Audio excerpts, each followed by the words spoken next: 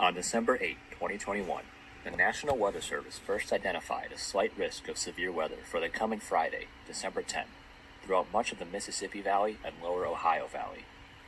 Though the potential for more extreme severe storms was acknowledged, there were too many unknown factors to ring the alarm bells just yet. The threat increased the following day as, one by one, these factors each began to fall into place, and the severe threat was upgraded to enhanced. By December 10, it was all but certain that something extreme was going to happen after sunset, with at least a few strong tornadoes expected.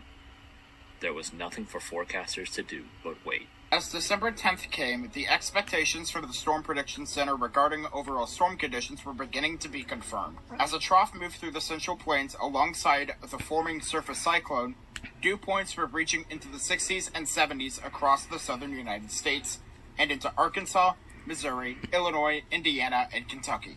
Warm temperatures into the 70s were also present across those areas by midday. Strong mid-level shear was also present across the area, with bulk shear ranging from 80 to 90 knots at the 500 millibar level across Missouri, Illinois, far western Kentucky, and northern Arkansas. A low-level jet would soon be established across the areas where the quad-state supercell would travel, with winds of over 65 knots being observed as the storms were occurring. The initial tornado watch, which included most of Arkansas, southeastern Missouri, southern Illinois, southwestern Indiana, western Kentucky, western Tennessee, and northwestern Mississippi, was not a particularly dangerous situation watch. However, the tornado watch was as close to being a PDS watch without being one. The tornado probabilities consisted of a 90% chance of 2 or more tornadoes, with the probability of 1 or more strong tornadoes being 70%. Storms began to formally develop in south-central Arkansas around 2:30 p.m. Central Standard Time. The first intense tornado of the outbreak touched down just after 7 near Bay, Arkansas, southeast of Jonesboro. It quickly intensified to EF2 strength and a width of around 800 yards.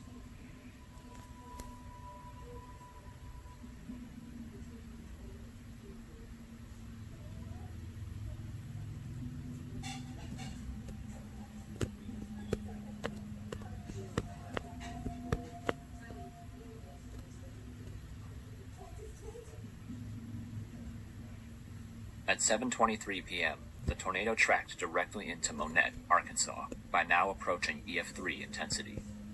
Here, it directly struck the Monette Manor nursing home, killing 1 person and seriously injuring 5 more.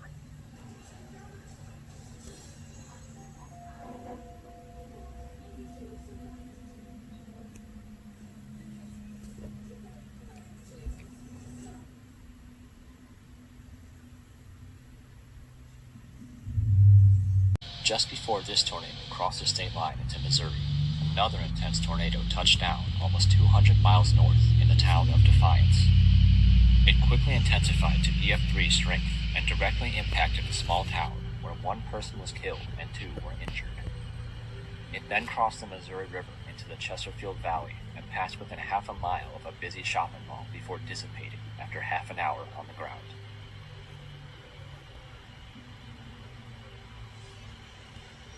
Back south, the first tornado was still on the ground and had grown into an absolute monster. It crossed I-55 just south of Haiti, Missouri, at EF4 intensity and almost a mile wide around 8 p.m.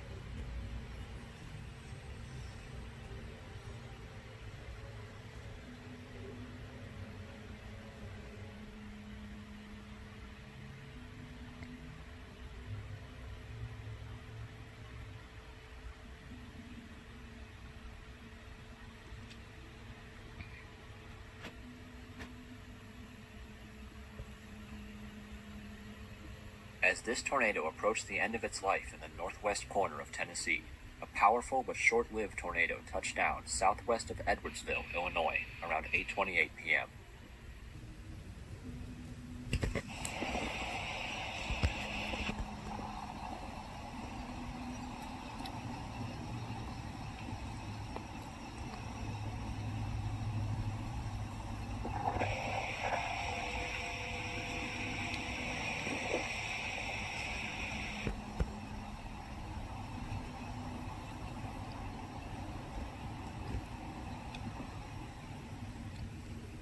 Though it was only on the ground for a total of 4 minutes, the tornado quickly intensified to EF3 strength and barreled directly into an Amazon warehouse. Of the 46 workers in the building that night, 39 took cover on the north side, which was left nearly undamaged. The remaining 7 took cover on the south side, which was completely obliterated. 6 people were killed.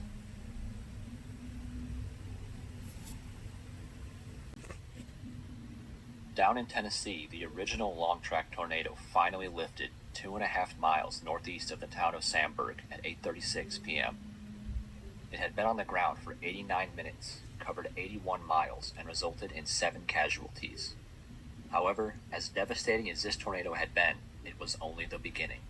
The parent supercell entered a brief cycling phase lasting less than 15 minutes before spawning another, longer-lived tornado, which would make the destruction of the first look like nothing in comparison. The storm threw down one twister that cut a path of destruction of more than 165 miles. One meteorologist we talked with called that tornado the Beast.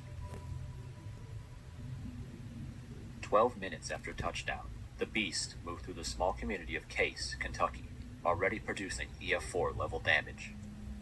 For the next 25 minutes, it worked its way over rural areas, mainly farmland, on a direct path towards the city of Mayfield, population 10,000. The National Weather Service issued a tornado emergency for the town at 9:26 p.m., the exact same minute as it struck Mayfield Consumer Products, a candle factory located 1.5 miles from the city center, where approximately 110 employees were working. Inside the factory, workers had already gone through a tornado scare 4 hours earlier when a previous storm moved through the area. Knowing more severe weather was yet to come, some employees had asked to leave early. Many attested they were not given the option to leave, or told that leaving would cost them their jobs. Some have even claimed their superiors blocked the doors, effectively trapping them inside and forcing them to continue work. These claims have been strongly denied by the company, although the sheer number of workers' testimonies makes this seem doubtful at best. As of December 17, a class action lawsuit has been filed against the company for flagrant indifference to the rights of their workers, but there is substantial doubt as to whether it will succeed. Either way, the factory was still full as it completely collapsed under the force of the tornado. 8 people were killed. After destroying the candle factory, the Beast moved directly through downtown Mayfield, which was almost totally devastated. No structure was left undamaged, and only a minority kept their ceilings. By this point, thousands of people's lives had already been irreparably damaged by the storm, but it wasn't even close to stopping. It moved through Benton at 9:47, Princeton at 10:20, Dawson Springs at 10:33, and Bremen at 11:01. All while maintaining EF3 to EF4 intensity. Near Bremen, one of very few live videos of the Beast was captured, which may be the single most terrifying piece of footage from the entire outbreak.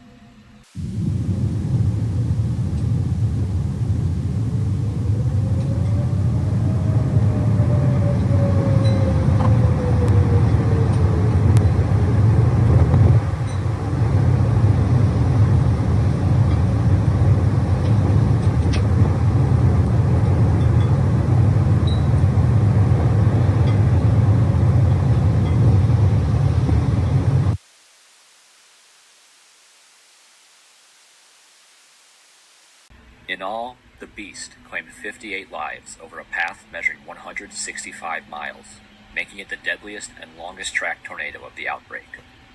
By 11:47 p.m., when it finally dissipated after 3 hours on the ground, the 5th intense tornado of the outbreak was crossing from Tennessee into Kentucky, almost 1 hour and 75 miles into its own life. Thankfully, it was the first of the outbreak to result in 0 fatalities, though it destroyed many homes and severely damaged large parts of downtown Dresden, Tennessee at EF3 intensity. It lifted just west of Elkton, Kentucky at 12:36 a.m., having been on the ground over 2 hours and tracking 123 miles. This same supercell went on to produce a 6th and a 7th intense tornado over southern Kentucky. The first of the two luckily stayed over rural areas and caused no deaths and only 1 injury. The second, however, would not be so kind. Around 1:20 a.m., it tracked directly into Bowling Green, Kentucky, the third largest city in the state, with a metropolitan area home to over 179,000 people. Here in the next little bit, and wow, it's really getting noisy out there now. Yeah, actually, I've just seen something on camera right now. I'm going to pull it up momentarily. And there was some darkness in the sky, but it went away really quickly. But nonetheless, this camera's shaking quite a bit from these storms. You can see right now, this is our AAA systems camera. Okay, lights are going out here on the west side of Bowling Green. There are power outages. Yeah, I'm looking at that dark spot over there towards the right of your screen. You can see it getting darker and the power is going out in those locations. Keeping a very close eye on that. Not seeing any funnel from the lightning strikes yet. This is one area I'm concerned with. I saw something just before I took it on the air, and notice how dark the sky is with that. Yeah, we just heard the back door here on studio. The tornado moved directly through the heart of Bowling Green, crossing through residential areas home to many thousands of people and passing within meters of downtown. It entered the west side of the city at EF3 intensity, but thankfully weakened substantially as it passed through. Though it was not the most intense or longest tornado of the outbreak, its unlucky path resulted in 17 fatalities, with a further 63 people being injured. The outbreak produced an eighth and final intense tornado around 2:20 a.m. in rural mid-Kentucky. It reached EF3 intensity and resulted in 1 fatality and 31 injuries. When this tornado dissipated at 2:36 p.m., it was almost exactly 7.5 hours since the first intense tornado had touched down. In all, 90 people were killed, making this outbreak the deadliest ever in December in the United States, absolutely destroying the previous record of 38. While the incident cannot be attributed directly to climate change, it is certain that extreme weather events like this will happen more and more often into the future.